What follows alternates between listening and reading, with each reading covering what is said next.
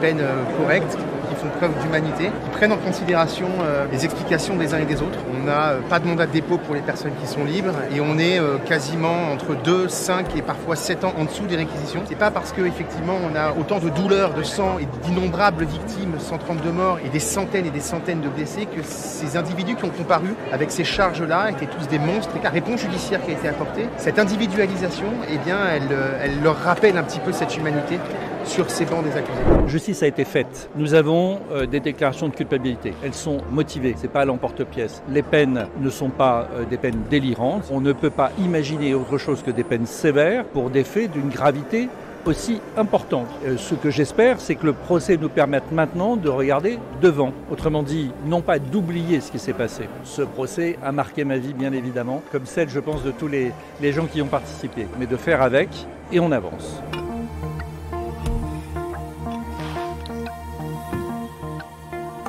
La question du pardon, pour l'instant, j'y suis pas. Je suis dans une période de compréhension. La justice m'a aidé à comprendre qui étaient ces gens-là, ceux qui ont participé à l'élaboration, à la conception et à la commission de ces actes. Et là, pour l'instant, c'est vraiment pas l'heure du pardon, c'est l'heure de la justice pour l'instant. C'est l'impression de laisser une part de vous-même.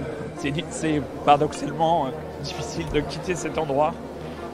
Un endroit où on s'est reconstruit, on a redémarré des choses. Et c'est une page lourde, mais salvatrice qui se trouve. Et puis ça me rassure de savoir que ce monsieur Abdeslam, après avoir tenté d'éteindre les lumières de la civilisation, là il va être éloigné des lumières de la civilisation.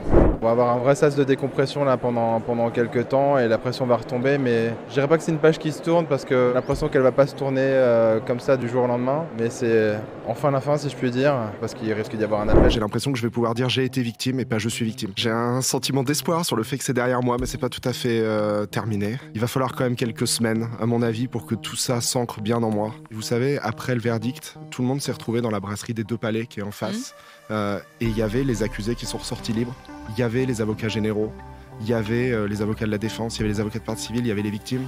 On était tous là dans quelque chose de très démocratique. Je pense que la vraie démocratie, c'est être capable de s'entendre les uns les autres, être capable de se mélanger. Et ça a été un moment d'échange et d'humanité très profond. Et c'est aussi ça qu'on a à offrir, nous victimes. C'est le fait que, honnêtement, parfois on a de la colère et parfois on a de la haine.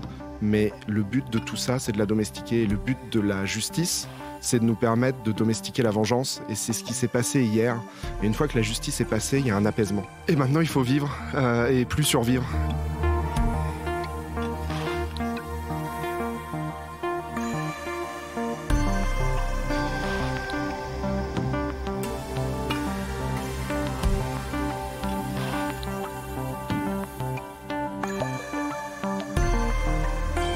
Nous avons accueilli cette décision avec évidemment une très grande déception parce que lorsqu'on va devant une cour d'assises et qu'on plaide un acquittement et qu'on espère que notre client sera blanchi des accusations infamantes qui pèsent contre lui à l'issue de ce procès, eh bien il y a forcément une déception.